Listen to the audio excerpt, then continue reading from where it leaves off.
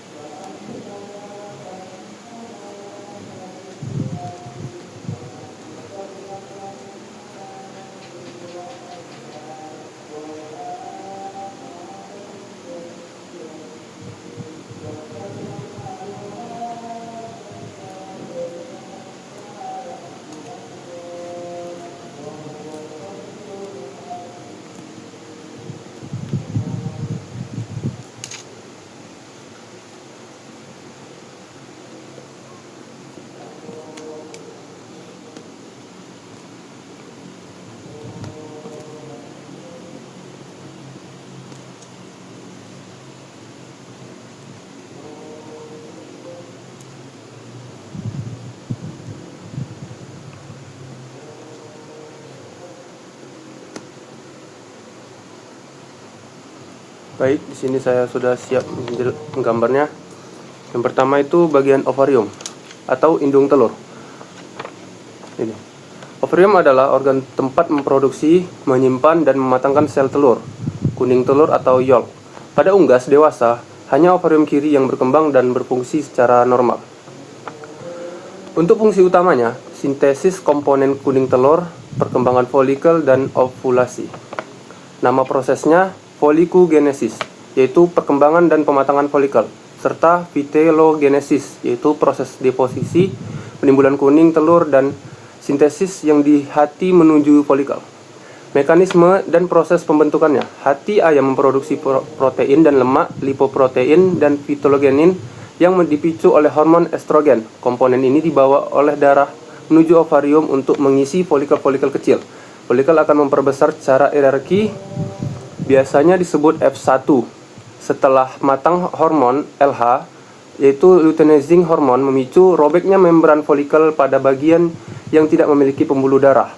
Proses pelepasan kuning telur matang ini disebut ovulasi. Untuk lama waktu proses penimbuhan kuning telur hingga matang sempurna membutuhkan waktu 7-10 hari per folikel. Namun proses ovulasinya sendiri terjadi hanya dalam hitungan menit setiap siklus bertelur.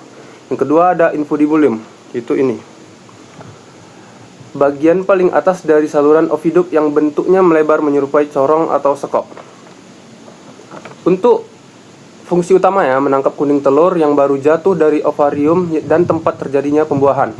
Nama prosesnya fertilisasi, dan inisiasi pembentukan struktur pendukung awal telur. Mekanisme dan proses pembentukan. Bagian mulut infundibulum disebut ostium, bergerak aktif mendekati ovarium saat ovulasi untuk menangkap kuning telur agar tidak jatuh ke rongga perut. Di dalam infundibulum, lapisan tipis mukus disekresikan untuk membungkus kuning telur. Jika ayam telah dikawinkan, sperma yang disimpan di saluran reproduksi akan berenang ke infundibulum dan membuahi sel telur di bagian germinal disc. Selain itu, di bagian leher infundibulum, serat-serat halus skala software mulai terbentuk. Untuk lama waktu kuning telur berada di sini selama 15-30 menit. Yang ketiga ada magnum, itu ini. merupakan segmen oviduk yang paling panjang, tebal, dan memiliki banyak lipatan serta kelenjar tubular. Untuk fungsi utamanya menyekskresikan mayoritas protein putih telur. Untuk nama prosesnya, albuminogenesis, pembentukan dan sekresi putih telur. Mekanisme dan proses pembentukannya, regangan mekanis saat kuning telur melewati magnum memicu kelenjar mukosa untuk melepaskan protein albumin dalam jumlah besar. Protein yang disekresikan meliputi ovalbumin, konalbumin, ovomukoid, lisozyme, dan avidin. Albumin ini membungkus kuning telur secara berlapis-lapis. Akibat gerakan berputar telur saat melewati saluran ini, serat kalasosfer yang terbentuk di infundibulum akan terpuntir membentuk kalaza yang menjadi posisi kuning telur agar tetap di tengah. Lama waktunya telur berada di segmen ini selama 2,5 sampai 3 jam. Yang keempat ada isthmus. Adalah bagian oviduk yang menyempit dan memiliki dinding yang lebih tipis dibandingkan magnum. Untuk fungsi utamanya membentuk membran kerabang dan menginisiasi pengapuran awal. Nama prosesnya membranogenesis. Untuk mekanisme dan proses pembentukannya, di sini kelenjar di dalam isthmus menyekresikan serat protein keratinosa yang menganyam dan membentuk dua lapisan selaput, yaitu membran cangkang dalam dan membran cangkang luar. Kedua membran ini melekat erat, kecuali pada bagian ujung telur yang tumpul, di mana nantinya setelah telur keluar dan mendingin, kedua lapisan ini akan memisah dan membentuk rongga udara. Di bagian akhir isthmus, bintik-bintik kalsium pertama juga mulai ditempelkan pada membran luar. Untuk lama waktunya, telur menetap di sini selama 1 hingga 1,5 jam. Yang kelima ada uterus, yaitu kelenjar kerabang atau cell gland. Adalah bagian saluran yang melebar, berdinding tebal, memiliki vaskularisasi yang sangat padat dan bertindak seperti rahim sementara. Untuk fungsi utamanya, penyerapan air dan garam, pembentukan cangkang keras kalsium, dan pigmentasi. Untuk nama prosesnya adalah plumpin, diikuti dengan klasifikasi cangkang. Untuk mekanisme dan proses pembentukannya, ada tahap awal, yaitu selama beberapa jam pertama, air, glukosa, dan elektrolit dipompa masuk menembus membran kerabang ke dalam putih telur, membuat volume putih telur membengkak hingga 2 kali lipat dan menjadi tegang. Untuk tahap utamanya, kelenjar uterus menyerap kalsium dan ion karbonat dari darah dalam jumlah yang sangat besar untuk membentuk kristal kalsium karbonat atau kalsit. Kristal ini ditumpuk secara rapi di atas membran luar, membentuk struktur cangkang yang keras dan berpori. Untuk tahap akhirnya, ada pigmentasi dan kutikula. Pada beberapa jam terakhir, sebelum bertelur, kelenjar uterus mensekresikan pigmen, yaitu dan melapisi permukaan luar cangkang dengan senyawa protein lipid tipis yang disebut kutikula, yaitu berfungsi menyumbat pori-pori agar bakteri tidak mudah masuk. Untuk lama waktunya, merupakan fase terlama dalam seluruh proses, yaitu memakan waktu dari 18 sampai 22 jam. Yang keenam ada vagina. Adalah saluran pendek yang membentuk huruf S yang menghubungkan uterus dengan kloaka. Dindingnya memiliki otot sphincter yang kuat. Untuk fungsi utamanya, jalur lintasan akhir telur, tempat penyimpanan sperma, dan proses pengeluaran telur. Nama prosesnya ovipopis, yaitu proses bertelur.